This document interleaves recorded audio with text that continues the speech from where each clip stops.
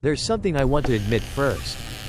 Many times in my life, I've promised myself things like, starting tomorrow, I'll go to bed earlier. Next week, I'll stop checking my phone so much. I'll start eating healthier.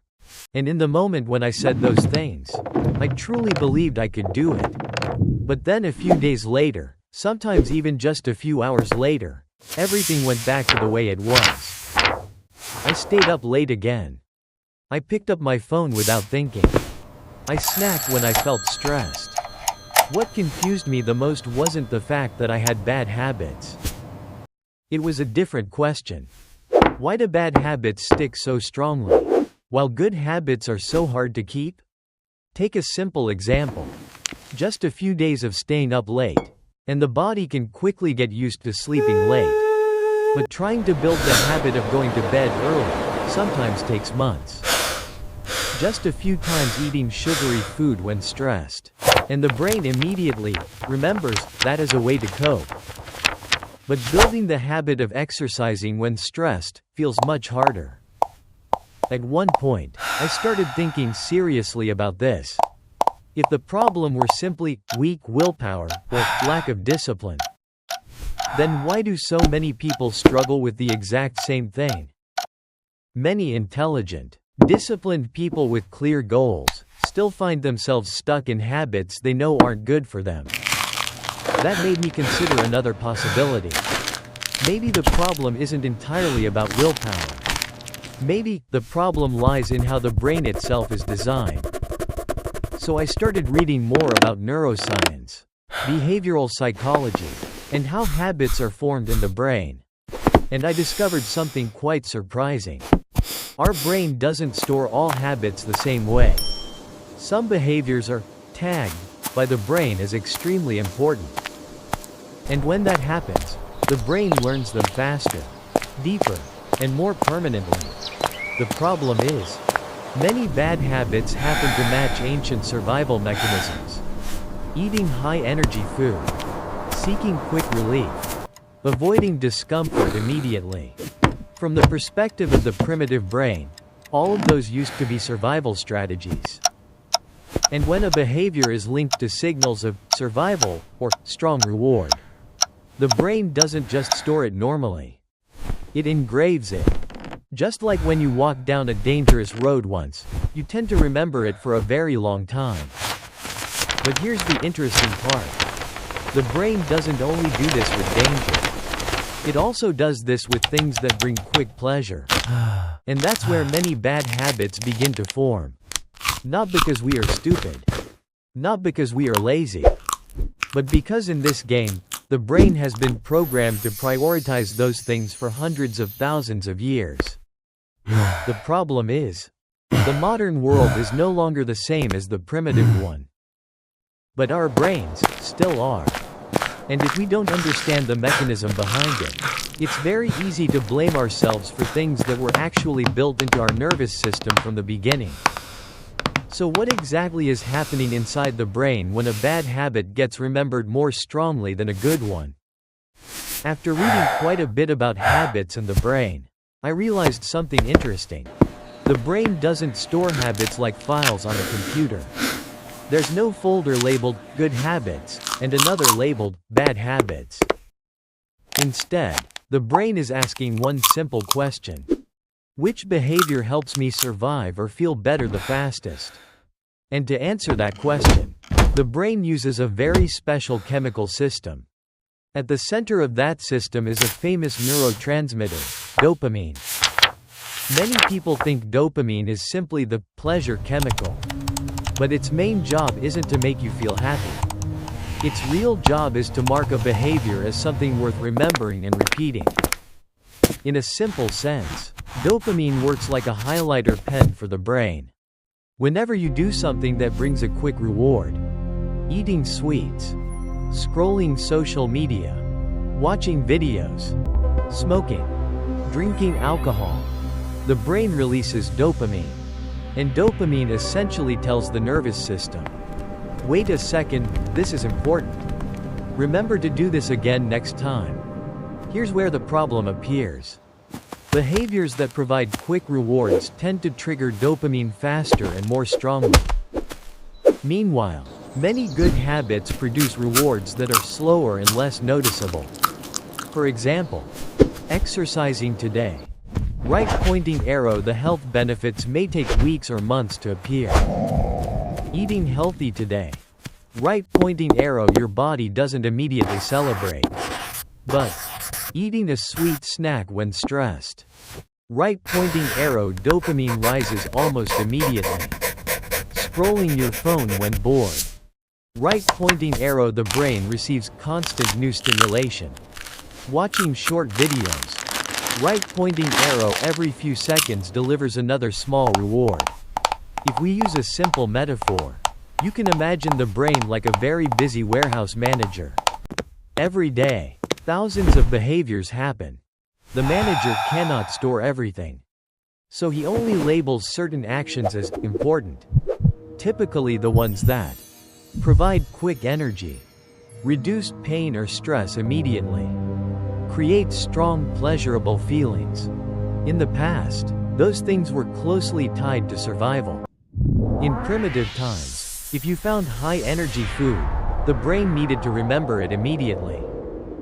If you found something that reduced stress in a dangerous environment, the brain had to remember that too. So the dopamine system evolved to learn extremely fast from strong rewards. And here is the key point. Many modern, bad habits happen to hack this exact system. Ultra-sweet foods, social media apps, video games, short-form videos. They generate rewards that are strong, fast, and repeated constantly. This makes the brain think. This is extremely important. Remember it well. Meanwhile, good behaviors like reading, exercising, sleeping on time, learning new skills, are more like long-term investments. The brain still records them. But because the reward arrives slowly, the dopamine system doesn't mark them as strongly. The result? After several repetitions, habits with fast rewards become deep neural pathways in the brain. Like a dirt road. If hundreds of vehicles pass through every day, the road quickly becomes a highway. Meanwhile, good habits sometimes remain like small trails that few people walk on. The brain isn't trying to sabotage you. It's simply doing its job. Optimizing for quick rewards to ensure survival. But this leads to an interesting question. If bad habits trigger the reward system so strongly, why do they feel good in the moment, but make us feel worse later? This is a part one think many people have experienced, including me. In the moment you perform a bad habit, it actually works. Not just psychologically. Biologically. When you feel stressed and eat something sweet, the sense of relief appears quickly. When you're tired and start scrolling your phone, your mind suddenly feels lighter. When you avoid work by watching videos or playing games, the pressure temporarily decreases. In those moments, the brain is almost saying, yes, this solves the problem. And biologically speaking, that is exactly what is happening. When a behavior provides a quick reward, dopamine increases. Dopamine does two things at the same time. First, it creates a mild sense of pleasure or motivation. Second, and more importantly, it teaches the brain that this behavior is worth repeating. This begins forming a familiar loop studied in behavioral science. Stress right pointing arrow behavior right pointing arrow temporary relief right pointing arrow brain learns. This is known as the habit loop. At first, the loop is small. But the more it repeats, the stronger the neural pathway becomes. Like walking across a grassy field. The first day, you have to push the grass aside. But if you walk the same path every day, after a while, the grass is flattened and a clear trail appears. Habits work the same way. The problem lies somewhere else. Behaviors that deliver quick rewards often come with delayed costs. For example, stress eating, Right pointing arrow dopamine rises. Right pointing arrow temporary relief. But later, blood sugar fluctuates. The body feels more tired. Weight gain may occur. Guilt appears. Another example. Scrolling your phone to avoid work. In the moment, pressure drops. But hours later, the deadline remains. The workload increases. Stress returns stronger. If you look closely, there's a strange paradox. Bad habits often solve short-term emotions, but create long-term problems. Good habits do the opposite. They may feel uncomfortable in the present, but solve problems in the future. And the primitive brain isn't very good at thinking that far ahead. It follows a simple rule. Reduce discomfort immediately. That's why many people fall into a familiar loop. Stress. Right pointing arrow quick solution. Right pointing arrow temporary relief. Right pointing arrow consequences. Right pointing arrow more stress. Right pointing arrow repeat the same solution. And each time the loop repeats, the brain strengthens the same neural pathway. Not because we don't understand what's happening. Many people know very well that the habit isn't good. But when stress or fatigue appears, emotional systems in the brain, such as the amygdala and the limbic system, become more active. Meanwhile, the prefrontal cortex, responsible for reasoning and self-control, becomes less active during stress. The result? The brain switches into automatic mode. And in that mode, it simply performs the behavior it has learned is the fastest way to relieve discomfort. But if everything seems to work against us like this, then the next question becomes very important. Is the goal really to eliminate bad habits completely? Or are we misunderstanding the problem from the beginning? One mistake I made for a long time was believing that the goal was to eliminate bad habits entirely. It sounds reasonable. If a habit is harmful, then the solution is simply to stop doing it. But after observing myself, and reading more about how the brain works, I realized something a bit uncomfortable. The human brain was not designed to become perfect. It was designed to save energy and reduce pain as quickly as possible. And habits are one of the tools it uses to do that. When a behavior repeats many times, the brain automates it. This saves a huge amount of cognitive energy. If every morning you had to consciously think about how to brush your teeth, get dressed, or drive to work, your brain would be exhausted before noon. So the brain loves habits. The more automatic they become, the better. The issue is, this system doesn't judge behaviors as good or bad morally. It only asks, does this behavior reduce discomfort or provide reward quickly? If yes, it learns. That's why trying to become a person who never has bad habits is almost an unrealistic goal. A much more realistic approach is to understand that humans will always have behaviors used to release stress. The real question is not, how can I never do anything bad again? The real question is, how can I reduce the damage those behaviors cause? I began thinking about this like driving a car. You cannot control everything on the road. But you can. Stay in your lane. Drive at a safe speed. Wear a seatbelt. You don't eliminate risk completely. You manage risk. Habits work the same way. Many people fail at behavior change because they set extremely rigid goals. For example, from tomorrow, I'll never stay up late again. I will completely quit sugar. I will never procrastinate again. To the brain, these goals sound like asking it to rewrite its entire operating system overnight. And this usually leads to two familiar outcomes.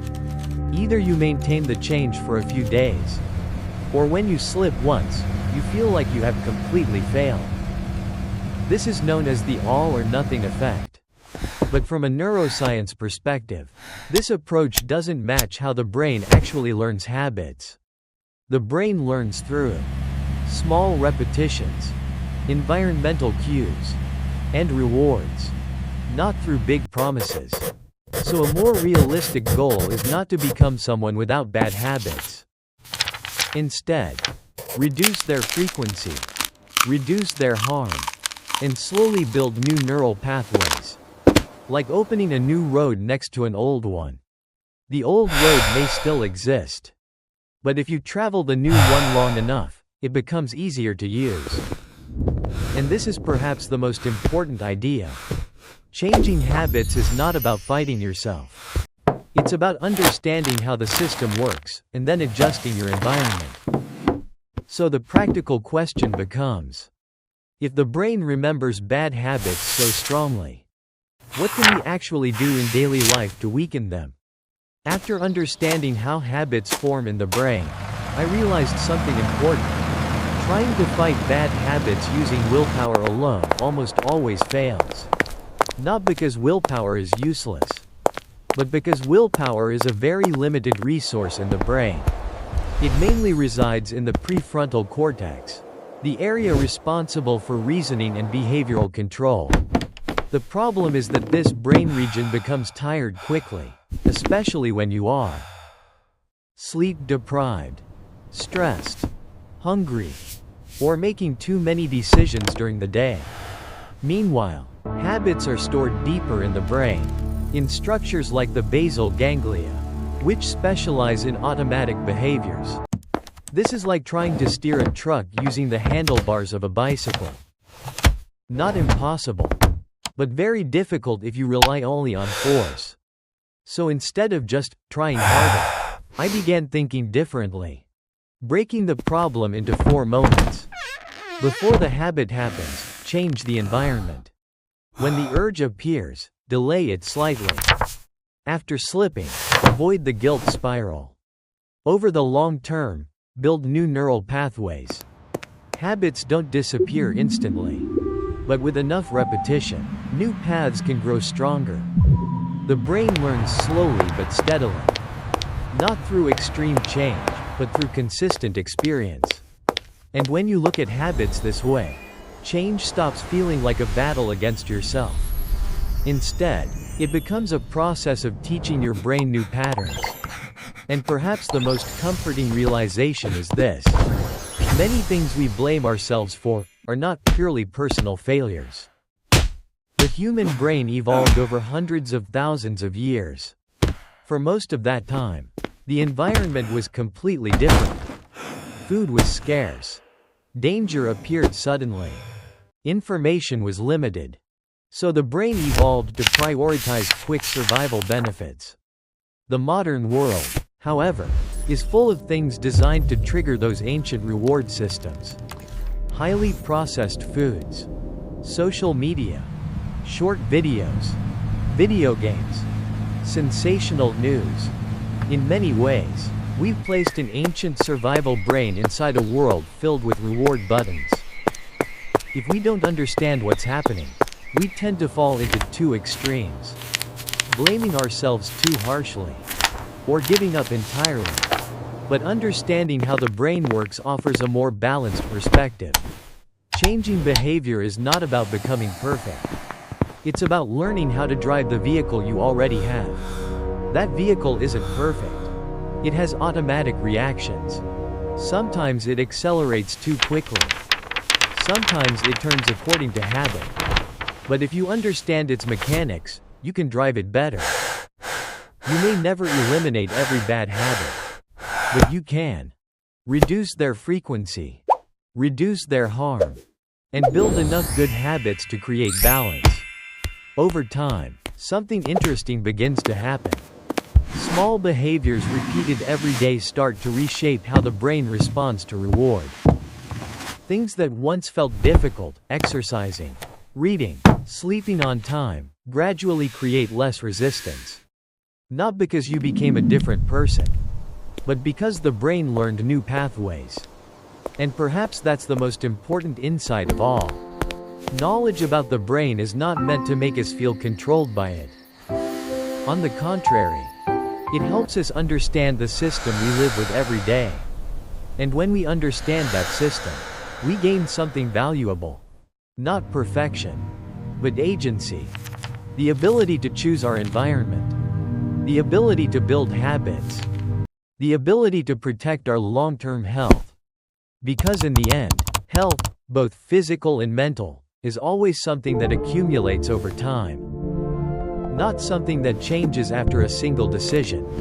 The information in this video is intended for general educational purposes about neuroscience, behavior, and health. It is not a substitute for professional medical advice. If you are experiencing health issues, mental health concerns, or are currently using medical treatment, please consult a qualified healthcare professional before making any lifestyle changes.